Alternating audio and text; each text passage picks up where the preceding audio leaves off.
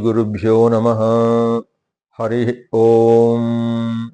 आपदामपहर्तारं दातारं सर्वसंपदां लोकाभिरामं श्रीरामं भूयो भूयो नमाम्यहम्। मनोजवं मारुततुल्यवेगं जितेन्द्रियं बुद्धिमतां वरिष्ठं वातात्मजं वानरयूथमुख्यं श्रीरामदूतं शिरसा नमामि। श्री रघुनंदन परब्रह्मणे नमः। ప్రియ భగవద్బంధువులారా, శ్రీమత్ సుందరకాండలో నిన్నటి వరకు 39వ సర్గను పూర్తి చేసుకుంటూ ఆ హనుమంతుడు సీతాదేవిని ఓదారుస్తూ అంటే ఎందుకు చెప్తున్నానంటే, అమ్మా, రాముడికి మీరు చెప్పినటువంటి సందేశాన్ని, మీరు ఇచ్చినటువంటి అభిజ్ఞానాన్ని అందజేస్తాను. ఈ సమయంలోనే అందజేయబడింది అనుకో, ఆ రాముడు వచ్చేంత వరకు మాత్రం ఓపిక పట్టు అని చెప్పి, ఈ సమయాన్ని మాత్రమే ఓపిక పట్టు అని చెప్పి ఏదైతే హనుమంతుడు అంటున్నాడో ఆ సందర్భాన్ని బట్టి ఓదార్స్తున్నాడు అని చెప్పి అనుకుంటూ, నాస్మింశ్చిరం వ్యత్ససి దేవి దేశే రక్షోగణైరజ్జుషితేతి రౌద్రే నతే చిరాదాగమనం ప్రియస్య క్షమస్వమత్సంగమ కాలమాత్రం. అమ్మా, ఈ మహాభయంకరమైనటువంటి ఈ లంకా నగరాన్ని ఇక నీవు ఎంతసేపు ఉండడానికి అవకాశం లేదు. అంతే, కొద్ది కాలంలోనే నీవు ఇక్కడి నుంచి విముక్తురాలు కాబడతావు. నీ పిరుడైనటువంటి ఆ శ్రీరామచంద్రుడు వెంటనే ఈ లంకా నగరానికి వచ్చి లంకా అధిపతి అయినటువంటి ఆ రావణాసురుని సంహరించి నిన్ను తప్పకుండా రక్షిస్తాడు. ఆ కొద్ది కాలం మాత్రం ఓపిక పట్టమ్మా అని చెబుతూ, అథ చత్వారింశః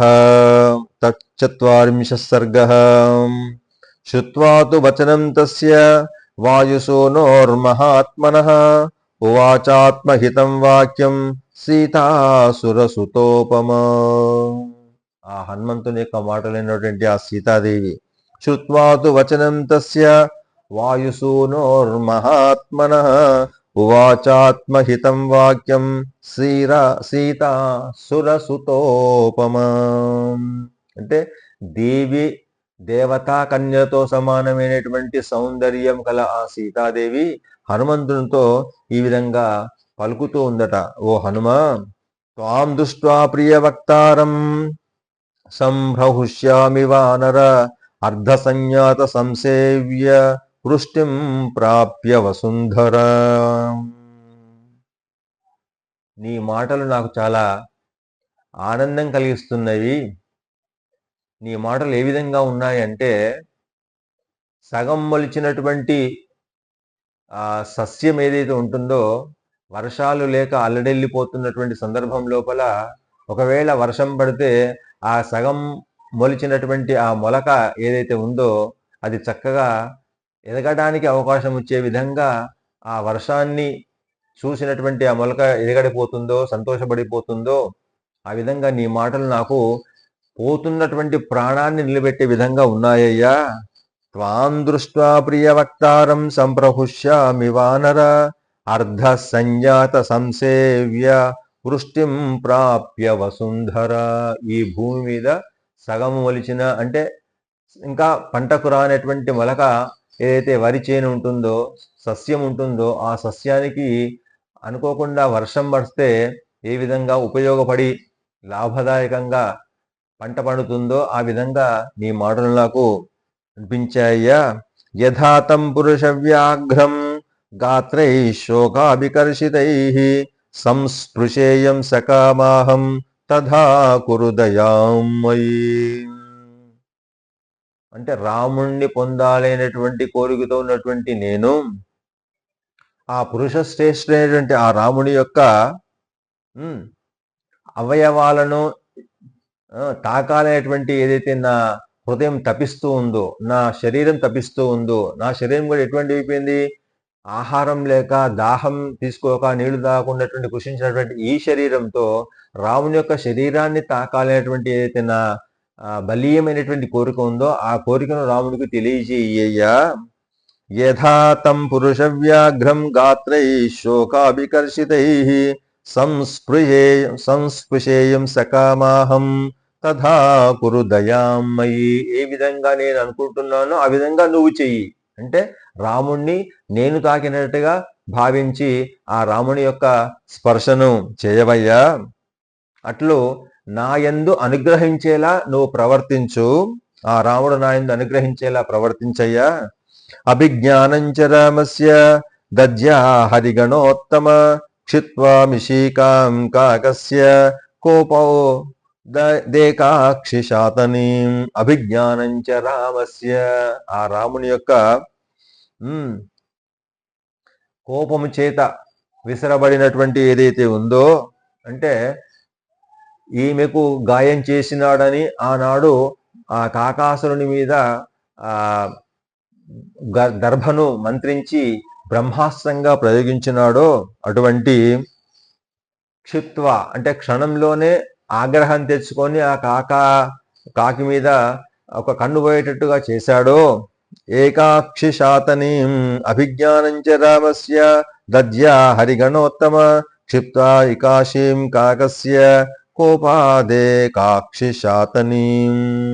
దానికి ఆ దర్భకు కూడా, ఆ గడ్డిపోచకు కూడా ఒక పేరు పెడుతున్నాడు వాల్మీకి మహర్షి. దానికి ఏమంటున్నాడు, ఇషీక తృణము. తృణము అంటే గడ్డిపోచ. దానికి ఇషీకము అనేటువంటి గడ్డిపోచలలో కూడా ఇషీకం అనేటువంటి ఒక శ్రేష్టమైనటువంటి గడ్డిపోచ ఉంది కదా. ఇగో ఈ గడ్డిపోచను కూడా ఆనవాలుగా రామునికి ఇయ్యు అని హనుమంతునికి ఒక గడ్డిపోచను ఇచ్చింది. ఎందుకోసము, ఆనాటి వృత్తాంతాన్ని గుర్తు చేయడం కోసం. కాకాసురుడు అంటే కాకిని సంహరించడానికి తన కోపం చేత బ్రహ్మాస్త్రాన్ని ప్రయోగించినటువంటి ఆ రామునికి ఈ గడ్డిని కూడా ఒకసారి చూపించినట్టయితే, ఆ కాకి మీద బ్రహ్మాస్త్రం ప్రయోగించింది, మరి నా మీద ఉపేక్షించడానికి కారణం ఏంటిది అని అడిగినట్టుగా భావిస్తూ ఈ ఇషీకమైనటువంటి తృణాన్ని కూడా ఆ రామునికి నా యొక్క గుర్తుగా నేను ఇచ్చినట్టుగా ఇవ్వవయ్యా. అభిజ్ఞానంచ రామస్య దద్యా హరిగణోత్తమ క్షిప్త్వా మిషీకాం కాకస్య కోపాదేకాక్షిశాతనీం. ఆ కాకి ఒక కన్ను పోయేటట్టుగా ఈ విధంగా చేసినాడో ఆ విధమైనటువంటి ఆ గడ్డిపోసను కూడా నీకు ఇస్తున్నాను, ఒక గుర్తుగా, ఆనవాలుగా. మనశిలాయాస్తిలకో గండపార్శ్వే నివేశితః త్వయా ప్రణష్ఠే తిలకే తం కిల స్మర్తుమర్హసి. ఇంకొక రహస్యాన్ని కూడా చెప్తున్నది ఆమె. అంటే భార్యాభర్తల మధ్య జరిగినటువంటి విశేషాలను కూడా, రహస్యాలను కూడా ఆచార్య స్వరూపుడు కాబట్టి మనకు ఇక్కడ ఆమెకు పుత్రవాత్సల్య స్వరూపుడు కాబట్టి, పుత్ర సమానుడుగా భావిస్తున్నాడు కాబట్టి, దూతగా భావిస్తుంది కాబట్టి ఇంకొక రహస్యాన్ని కూడా చెప్తున్నది. ఒకసారి ఒక సందర్భం లోపల ఈమెకు బొట్టి చెరిగిపోతే ఆ రాముడు ఏం చేశాడట, మనశిల అనే శిల యొక్క గంధాన్ని నూరి ఆమెకు తిలకంగా అద్దినాడు. ఆ విషయాన్ని కూడా ఆ రాముడికి తెలియజేవయ్యా. మనశిలాయాస్తిలకో గండపార్శ్వే నివేశితః త్వయా ప్రణష్టే తిలకే తం కిల స్మర్తుమర్హసి. ఆ విధంగా గుర్తు చేయబడింది అని సీతమ్మ చేత చెప్పబడింది అని చెప్పవయ్యా. స వీర్యవాన్ కథం సీతాం హృతాం సమనుమన్యసే వసంతీం రక్షసాం మధ్యే మహేంద్ర వరుణోపమా. స వీర్యవాన్ అటువంటి వీరుడు, కథం సీతాం హృతం సమనుమన్యసే వసంతీం రక్షసాం మధ్యే మహేంద్ర వరుణోపమా. అటువంటి వీరుడైనటువంటి ఆ రాముడు ఈ రాక్షసుల మధ్య సీతను ఉంచడానికి ఏ విధంగా సమ్మతిస్తున్నాడు అని ప్రశ్నించినట్టుగా చెప్పవయ్యా. నేను ప్రశ్నించినానని ఎందుకు ఉపేక్షిస్తున్నావో నాకు తెలుపుము అని చెప్పి అడగవయ్యా. ఏష చూడామణిర్దివ్యో మయా సుపరిరక్షితః ఏతం దృష్ట్వా ప్రహుష్యామి వ్యసనే త్వామివానఘ.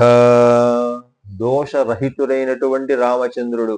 అతని యొక్క ధర్మం పట్ల కానీ, అతని యొక్క ప్రవర్తన పట్ల కానీ, శూరత్వం కానీ ఏ దీంట్లో కూడా వేలు పెట్టడానికి వీలైనటువంటి స్వచ్ఛమైనటువంటి ప్రవర్తన కలవాడైనటువంటి ఆ రామచంద్రుడా, ఈ దివ్యమైన ఏదైతే నేను చూడమని ఇస్తున్నానో అది రహస్యంగా నా చేత కాపాడబడుతుంది. ఇన్నాళ్ళు కూడా నా చేత రక్షింపబడింది.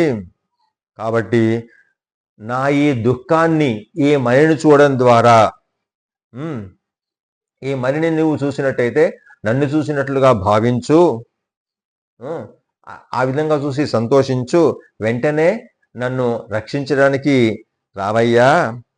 ఏష నిర్యాతిత శ్రీమాన్ మయాతే వారి సంభవ అతః పరం న శక్ష్యామి జీవితం లో శోకలాలస. అందులో ఈ చూడమైనటువంటిది చాలా చాలా చాలా పవిత్రమైనది, దివ్యమైనటువంటిది. రత్నాకరం ఎక్కడ లభించింది? రత్నాలకు ఆకరమైనటువంటి సముద్రంలో పుట్టినది కాబట్టి అంత శ్రేష్టమైనటువంటిది ఈ మణి. ఏష నిర్యాతిత శ్రీమాన్ మయాతే వారి సంభవ అతః పరం న శక్ష్యామి జీవితం లోక శోకలాలస. కాబట్టి ఈ మణి నీకు ప్రతిగా, అంటే నీవేమో రామనామాంగులీయకాన్ని నాకు పంపించావు, నేను ఈ చూడమని నీకు పంపిస్తున్నానయ్యా. ఇది అత్యంత విలువైనది కాబట్టి దీన్ని గ్రహించిన తర్వాత, నీవు చూసిన తర్వాత, ఇక నేను 1 నెల కంటే ఎక్కువ మాసం కాలం జీవించలేనయ్యా. ఊర్ధ్వం మాసాన్న జీవేయం అన్నట్టుగా అతః పరం న శక్ష్యామి జీవితం శోకలాలస అసహ్యాని చ దుఃఖాని వాచశ్చ హృదయచ్ఛిదః రాక్షసీనాం సుఘోరాణం తత్కృతే మర్షయామ్యహం. సహింపరానటువంటి దుఃఖాన్ని భరిస్తున్నానయ్యా. ఈ మిక్కిలి భయంకరమైనటువంటి ఈ రాక్షసుల మధ్య, రాక్షస స్త్రీల యొక్క మధ్య వాళ్ళు చేసేటువంటి నా మనస్సుకు గాయం చేయడం కాదు, హృదయాన్ని చంపేసే విధంగా మాట్లాడేటువంటి మాటలు ఏవైతే ఉన్నాయో, నీవు వస్తావనేటువంటి ఆశతోని, విశ్వాసంతోని ఇంకా సహిస్తూ ఉన్నాను. అసహ్యాని చ దుఃఖాని, అసహ్యం అంటే ఏంటిది? చేయకూడని, చూడకూడని అటువంటి మాటలను వింటున్నాను, అటువంటి ప్రవర్తన నేను అనుభవిస్తూ ఉన్నాను వాళ్ళ మాటల ద్వారా. వాచశ్చ హృదయచ్ఛిద, వాడి యొక్క మాటలను నా హృదయము భగ్నమైపోతున్నది. రాక్షసీనాం సుఘోరాణం తత్కృతే మర్షయామ్యహం ధారయిష్యామి మాసంతు జీవితం శత్రుసూదన మాసాదూర్ధ్వం న జీవిష్యే త్వయం హీనా నృపాత్మజ. ఓ రామచంద్ర, నృపాత్మజ, 1 నెల కంటే ఎక్కువ కాలం నేను జీవించి ఉండలేను. త్వయా హీన, నీవు లేకుండా ఇంకా నేను జీవించగలను అంటే కేవలం 1 నెల మాత్రం జీవించగలనయ్యా. తర్వాత నేను జీవించేటువంటి శక్యం నా చేతిలో లేదు. ధారయిష్యామి మాసంతు, 1 నెల మాత్రమే నేను జీవించి ఉండగలను. జీవితం శత్రుసూదన మాసాదూర్ధ్వం న జీవిష్యే. మాసాత్ ఊర్ధ్వం, 1 నెల దాటి 1 క్షణమైనా కానీ నేను జీవించడానికి అర్హురాలిని కాదు. నా శక్తి, అటువంటి శక్తి నాకు లేదు. ఘోరో రాక్షసరాజోయం దృష్టిశ్చ న సుఖామయి త్వాంచ శ్రుత్వా విసజ్జంతం న జీవేయమహం క్షణం. రావణ అసురుడు ఏవైతే ఉన్నాడో, వాని యొక్క అసుర ప్రవర్తన ఏదైతే ఉందో చాలా భయంకరమైనటువంటి ప్రవర్తన. అతని చూపు అసలు నాకు అసహ్యంగా అనిపిస్తుంది. వాడి చూపే నాకు అసలు భరించేనటువంటి విధంగా లేదయ్యా. ఘోరో రాక్షసరాజోయం దృష్టిశ్చన్న సుఖామయి, వాడి చూపే అసలు నాకు నచ్చడం లేదు. వాడి చూపే ఎంత వికృతంగా ఉంది నా పట్ల, సుఖకరంగా లేదు. కాబట్టి త్వాంచ శ్రుత్వా విసజ్జంతం న జీవేయమహం క్షణం, నీవు ఎంత ఆలస్యం చేస్తావో అది నాకు అంత ప్రమాదంగా ఉంటుంది. కాబట్టి నేను 1 క్షణం కూడా నేను జీవించి ఉండజాలను. వైదేహ్యావచనం శ్రుత్వా కరుణం సాశ్రుభాషితం అథాబ్రవీన్ మహాతేజ హనుమాన్ మారుతాత్మజ. ఆ విధంగా దీనమైన దుఃఖమైన బాధాకరమైనటువంటి ఆమె మాటలు విన్నటువంటి హనుమంతుడు ఈ విధంగా ఆమెతో ఈ విధంగా పలుకుతున్నాడు. ఏమని? తచ్చోక విముఖో రామో దేవి సత్యేన తేషపే రామే దుఃఖాభిభూతేతు లక్ష్మణ పరితప్యతే. అంటే ఇంతకు ముందు కూడా ఈ మాటలు చెప్పాడు, కానీ మళ్ళీ చెబుతున్నాడు. ఇంతకుముందు 39వ సరుగలో కూడా ఈ మాట అన్నాడు, ఈ శ్లోకం వచ్చింది, కానీ కొంత పదభేదంతో వచ్చింది.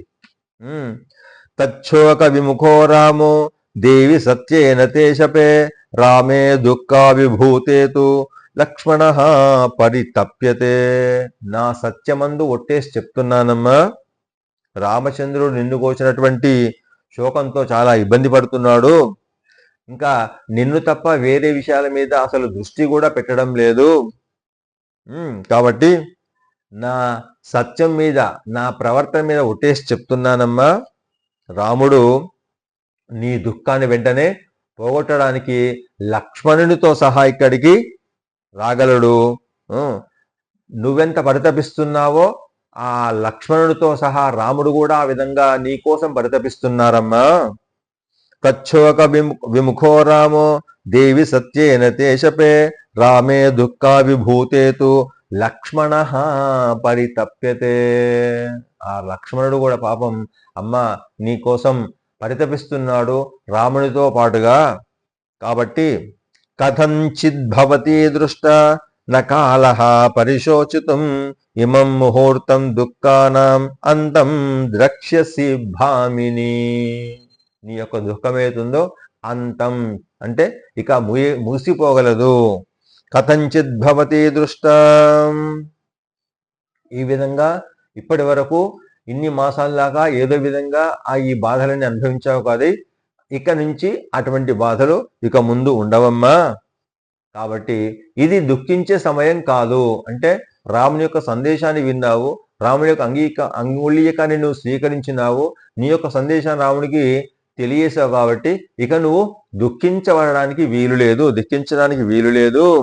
తావుభౌ పురుష వ్యాఘ్రౌ రాజపుత్రావరిందమౌ తద్దర్శన కుతోత్సాహో లంకాం భస్మీకరిష్యత. అంటే ఈ మాటలన్నీ కూడా మళ్ళీ మళ్ళీ చెప్తూ ఉన్నాడు. ఇంతకుముందు చెప్పిండు అటువంటి మాటలని కొద్ది పాట భేదంతో పద భేదంతో మళ్ళీ చెప్తున్నాడు. ఏమని? తా ఉభౌ పురుష వ్యాఘ్రౌ. ఆ ఇద్దరైనటువంటి పురుష వ్యాఘ్రలు సమానులైనటువంటి ఆ రామలక్ష్మణుడు, రాజపుత్ర అరిందమౌ, ఆ రాజపుత్రులైనటువంటి వాళ్ళు శత్రు సంహారం చేయట యందు శ్రేష్ఠులు. తద్దర్శన కృతోత్సాహో లంకాం భస్మీకరిష్యత. ఆ ఉత్సాహం చేత రామలక్ష్మణుడు లంకకు వస్తారు, లంకను భస్మీపటలం చేస్తారు.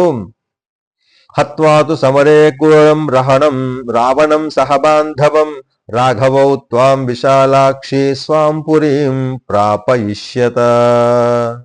ఓ విశాల నేత్ర, ఓ సీతమ్మ, ఆ రఘువంశీయుడైనటువంటి ఆ రామచంద్రుడు, లక్ష్మణుడు ఈ యుద్ధమునందు అంటే రావణాసునితో చేయబడేటువంటి యుద్ధమునందు వాళ్ళ బంధువులతో సహా ఆ రావణుని చంపి నిన్ను ఆ అయోధ్య పట్టణానికి తప్పకుండా తీసుకువెళ్తారమ్మా. యత్తు రామో విజానీయ అభిజ్ఞానమనిందితే ప్రీతి సంజరణం తస్య భూయాస్త్వం దాతుమర్హసి. కాబట్టి ఓ సీతమ్మ, ఇంకా ఏమైనా ఆనవాళ్ళను ఇవ్వడానికి తగినటువంటి దాను కాబట్టి ఏదైనా ఆనవాళ్ళను ఇచ్చేటువంటి ప్రయత్నం చేయవమ్మా. ఓ నిందింపదాగడానికి అర్హత లేనటువంటి, అంటే అసలు నింద అనేటువంటిది నీ ప్రవర్తన పట్ల లేనటువంటి ఓ సీతమ్మ, యత్తు రామో విజానీయాత్ అభిజ్ఞానమనిందితే, ఏదైతే నీవు అభిజ్ఞానం ఇచ్చావో ప్రీతి సంజననం తస్య భూయస్త్వం దాతుం అర్హసి. ఇంకా ఏమైనా గుర్తును నీవు ఇవ్వడానికి తగున్నావు కాబట్టి ఇచ్చే ప్రయత్నం చేయమ్మా అంటే, సాద్బ్రవీదత్తమేవేతి మయా అభిజ్ఞానముత్తమం ఏతదేవ హి రామస్య దృష్ట్వామత్యేకభూషణం శ్రద్ధేయం హనుమన్వాక్యం తవ వీర భవిష్యతి. ఓ హనుమంతుడా, అది శ్రేష్టమైనటువంటి గుర్తు నీకు ఇచ్చాను. అభిజ్ఞానం ఏదైతే ఉందో అదే శ్రేష్టమైనటువంటి అభిజ్ఞానము. ఎందుకంటే అది నా కేశములకు భూషణమైనటువంటి, నా వంశ భూషణమైనటువంటి ఆ మణి అయ్యాది, చూడమణి. అది చూసిన తర్వాత, నీ మాటలు విన్న తర్వాత తప్పకుండా రాముడు ఇది సీతమ్మ పంపించింది అనేటువంటి విషయానికి, విశ్వాసానికి లోనవుతాడు. తప్పకుండా నిన్ను నమ్ముతాడు. అంటే సీతా దర్శనం అయింది అనేటువంటి విషయాన్ని తప్పకుండా విశ్వసిస్తాడయ్యా అని పలికింది. సతం మణివరం గృహ్య శ్రీమాన్ ప్లవక సత్తమ ప్రణమ్య శిరసాదేవి గమనాయోపచక్రమే. ఆ మాటలు విన్న తర్వాత ఆ శ్రేష్ఠుడైనటువంటి ఆ హనుమంతుడు ఆ చూడామణిని మళ్ళీ ఒకసారి నమస్కరించి చూసి, ఆమెకు తల వంచి ఆ సీతాదేవికి నమస్కరించి వెళ్ళడానికి ఉద్యుక్తుడైనాడట. తముత్పాత కృతోత్సాహం అవేక్ష హరిపుంగవం వర్ధమానం మహావేగ ఉవాచ జనకాత్మజ. మళ్ళీ ఆ జనకాత్మజ అయినటువంటి సీతాదేవితో మళ్ళీ ఇంకొక మాట చెప్తున్నాడట. తముత్పాత కృతోత్సాహం అవేక్ష హరిపుంగవం వర్ధమానం మహావేగం ఉవాచ జనకాత్మజ అశ్రుపూర్ణముఖీ దీనా బాష్పగద్గదయా గిర. ఆయన తన శరీరాన్ని పెంచుకుంటున్నాడు, ఉత్సాహాన్ని పెంచుకుంటున్నాడు. ఆ లంక నుంచి తిరిగి ఉత్తరం వైపు ప్రయాణం చేయడానికి ఉద్యుక్తుడవుతున్నాడు హనుమంతుడు. అటువంటి ఆ హనుమంతుణ్ణి, అంటే శరీరాన్ని పెంచుకుంటూ, ఉత్సాహాన్ని పెంచుకుంటూ ఉద్యుక్తుడైనటువంటి ఆ హనుమంతుని చూసి ఆ సీతాదేవి మళ్ళీ ఇంకొక మాట అందట. ఏమని? అశ్రుపూర్ణముఖీ దీనం. కన్నీళ్లు కారుతూ ఉంటే ఆ హనుమంతుడు వెళ్ళడానికి నిశ్చయం ప్రయత్నం చేస్తూ ఉంటే ఈ విధంగా బాష్పగద్గదయా గిర, నోటి మాట పెకల్లేకపోయిందట. అంటే ఆ దుఃఖంతోని, ఆ బాధతోని మాట బొంగురుపోయింది. అయినా ఈ మాట చెప్పిందట. ఏమని? హనుమన్ సింహ సంకాశో భ్రాతరో రామలక్ష్మణో సుగ్రీవంచ సహామాత్యం సర్వాన్ భూయాహ్యనామయం. ఓ హనుమంత, రామచంద్రుణ్ణి, లక్ష్మణుణ్ణి, మంత్ర సమూహంతో కూడినటువంటి, సేనా సమూహంతో కూడినటువంటి ఆ సుగ్రీవునికి వాళ్ళ యొక్క క్షేమ సమాచారాలు నేను అడిగినట్టు చెప్పవయ్యా. హనుమన్ సింహ సంకాశౌ భ్రాతరో రామలక్ష్మణౌ సుగ్రీవంచ సహామాత్యం సర్వాన్ బ్రూయాహ్యనాం.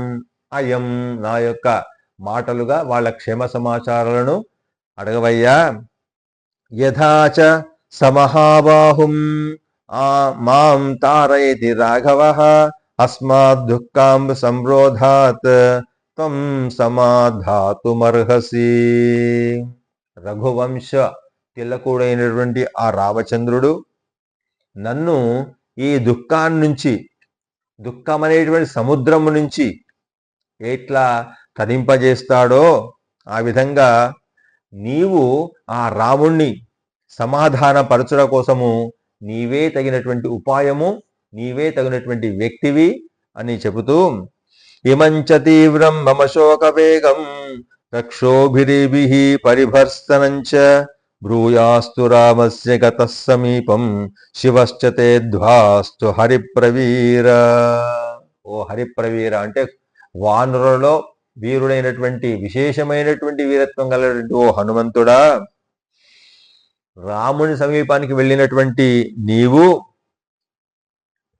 తీవ్రమైనటువంటి నా యొక్క శోక వేగాన్ని ఆ రామునికి తెలియజేయవయ్యా. ఈ రాక్షస స్త్రీలు ఎవరైతే ఉన్నారో, ఈ రావణాసురం చేత నియమపడినటువంటి వాళ్ళు నన్ను బెదిరిస్తున్నారయ్యా. ఏ విధంగా బెదిరిస్తున్నారో నువ్వు చూసినావు కదా, ఆ బెదిరించే విధానాన్ని కూడా ఆ రామునికి తెలియజేయవయ్యా. కాబట్టి నువ్వు క్షేమంగా వెళ్ళి, నువ్వు వెళ్ళేటువంటి మార్గం ఏది ఉందో అది నీకు శుభం కలుగాక, మంగళం కలుగుగాక, ఎటువంటి ఆటంకాలు కలగకుండా ఉండుగాక అని చెప్పి ఆ హనుమంతుణ్ణి ఆశిస్తున్నది, మంగళాశాసనం చేస్తున్నది సీతాదేవి. ఇమంచ తీవ్రం భమశోక వేగం రక్షోభిరేభి పరిభర్సనంచ బ్రూయాస్తు రామస్య గత సమీపం శివశ్చతేధ్వాస్తు హరిప్రవీర. శివశ్చతేధ్వాస్తు అంటే అన్ని కూడా మంగళకరములైనటువంటి విధంగా శుభకరంగా నువ్వు రాముని వద్దకు చెరుదువుగాక. సరాజపుత్ర్యా ప్రతివేదితార్థ కపికృతార్థ పరిహృష్టచేతాః అల్పావశేషం ప్రసమీక్ష కార్యం దిశం హ్యుదీచీం మనసా జగామ. ఆ విధంగా ఆ రాజకుమారి అయినటువంటి ఆ సీతమ్మ యొక్క విషయాలన్నీ కూడా చక్కగా మనసులో దృఢపరుచుకొని కృతార్థుడై, అంటే సీతాదేవిని దర్శనం చేసుకున్నాడు కాబట్టి కృతార్థుడయ్యాడు. అంటే ఏదైతే తన పనిని సంపూర్ణంగా నిర్వర్తించాడో ఆ నిర్వర్తించిన వ్యక్తిని ఏమంటాము? కృతార్థుడు అంటున్నాం. ఆ విధంగా సీతాదేవి అంటుంది, సరాజపుత్ర్యా ప్రతివేదితార్థ కపికృతార్థ పరిహృష్టచేతాః అల్పావశేషం ప్రసమీక్ష కార్యం దిశం హ్యుదీచీం మనసా జగామ. మెల్లిగా ఆమెతోని ఆజ్ఞ తీసుకొని జగామ అంటే ప్రయాణం చేశాడు ఉత్తరం వైపుగా. అంటే ఎక్కడైతే కిష్కింధ నగరం ఉందో ఉత్తరం వైపు అటువైపు ప్రయాణం మొదలుపెట్టాడట. ఇక్కడ ఇది శ్రీమద్ రామాయణే సుందరకాండే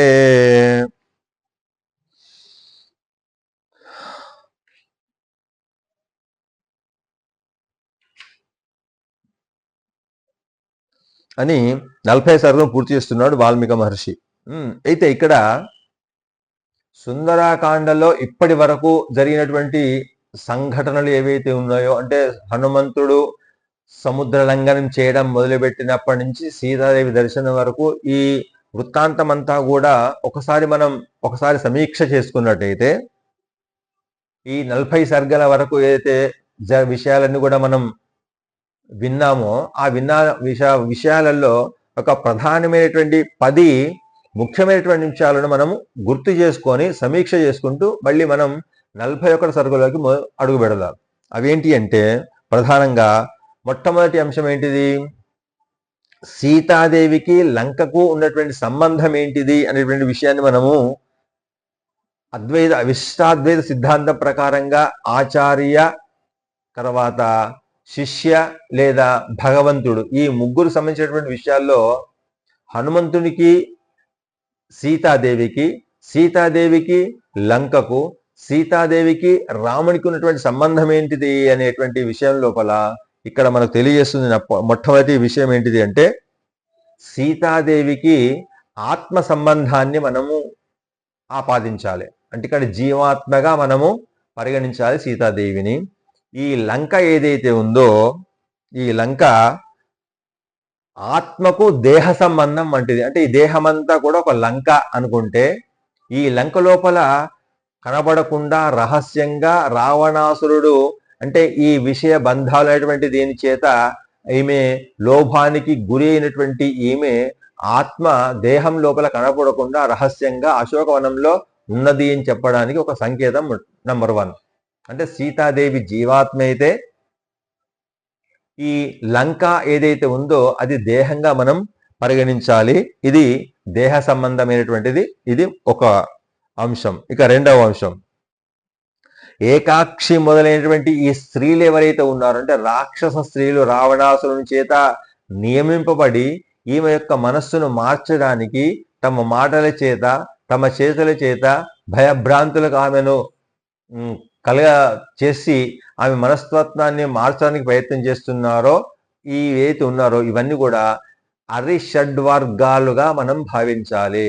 అంటే మన శరీరంలో మన ఇంద్రియాలు ఏవైతే ఉన్నాయో కామ, క్రోధ, లోభ, మోహ, మదమాత్సర్యాలు ఇవన్నీ అయితే ఉన్నాయో ఇవన్నీ ఈ ఆత్మ చుట్టూ, జీవాత్మ చుట్టూ, సీతాదేవి చుట్టూ ఏ విధంగా రాక్షస స్త్రీలు ఉన్నారో మన శరీరం లోపల ఉన్నటువంటి ఈ ఇంద్రియాలు ఏవైతే ఉన్నాయో ఇవన్నీ కూడా ఈ రాక్షస స్త్రీలుగా మనం గమనించాలి. ఇది రెండవ అంశం.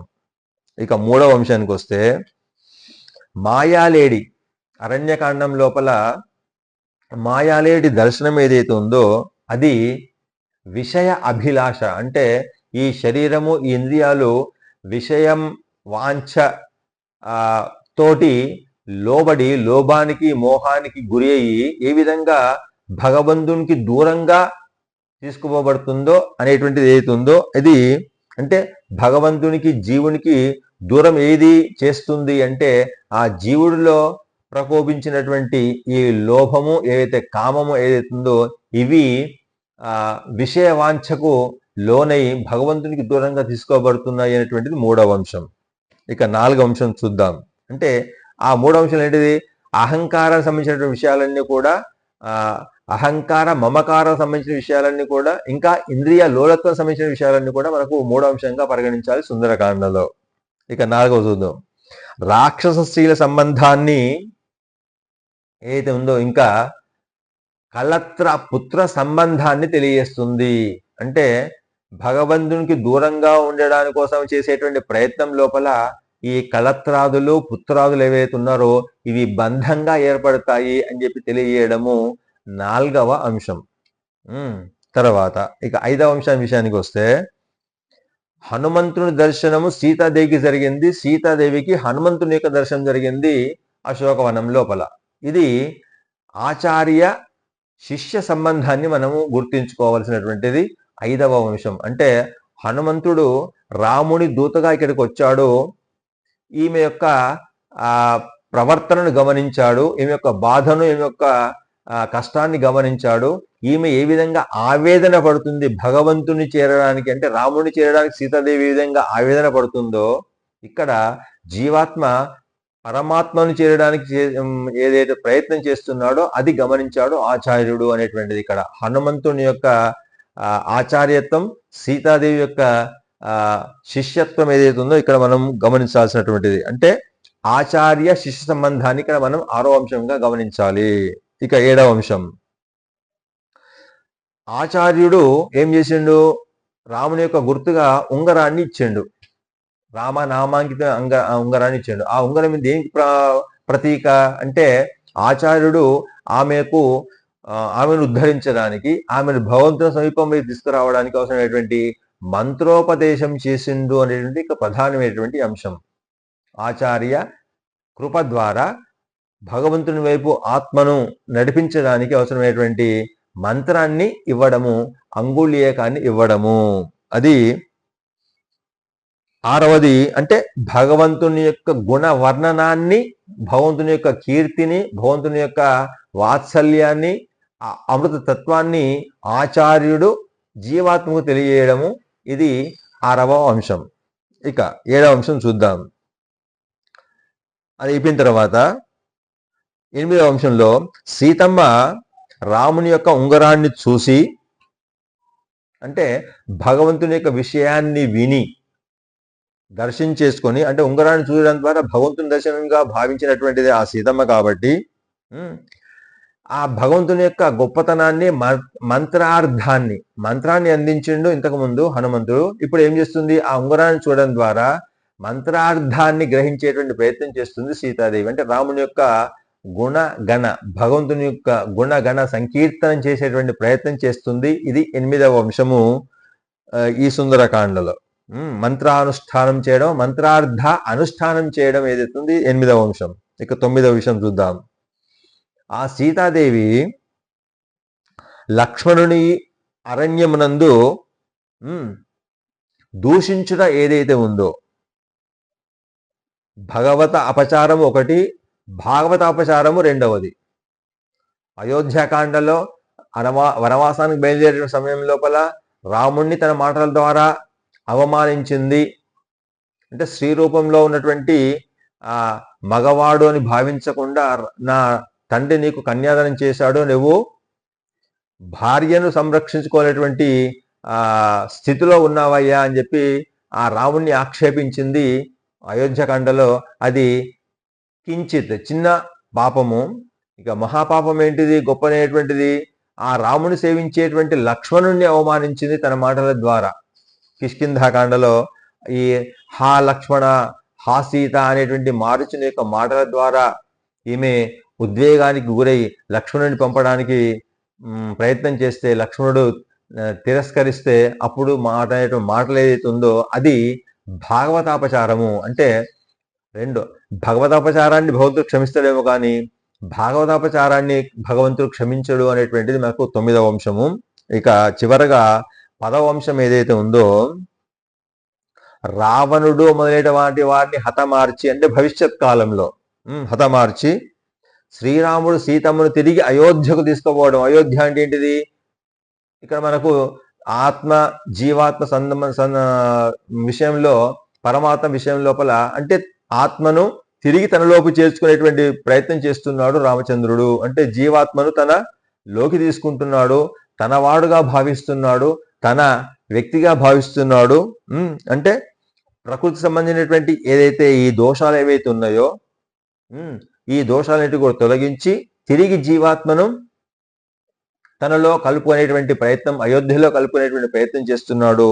ఇది 10వ అంశంగా భావించాలి. అంటే పరమపదానికి తీసుకుపోయేటువంటి ప్రయత్నం రాముడు చేస్తున్నాడు ఆచార్య ముఖంగా. అంటే ఇక్కడ ఈ ముగ్గురు ఎవరైతే ఉన్నారో మన విశిష్టాద్వైత సిద్ధాంతం లోపల, భగవంతుడు, ప్రకృతికి లోబడినటువంటి జీవుడు, ఈ జీవుణ్ణి ఉద్ధరింపడానికి ప్రయత్నం చేసినటువంటి భగవత్ ఆజ్ఞగా వచ్చినటువంటి ఆచార్యుడు. ఈ ముగ్గురు యొక్క సంబంధాన్ని మనకు సుందరకాండ చక్కగా తెలియజేస్తూ అథ ఏకచత్వారింశర్గః అని 41 సర్గంలో ప్రవేశిస్తున్నాడు. మనము ఈ 41 సర్గ లోపల ఈ సీతాదేవి, ఆ హనుమంతుడు తర్వాత జరిగేటువంటి విషయాలన్నీ కూడా తెలుసుకునేటువంటి ప్రయత్నం చేద్దాం. జై శ్రీమన్నారాయణ.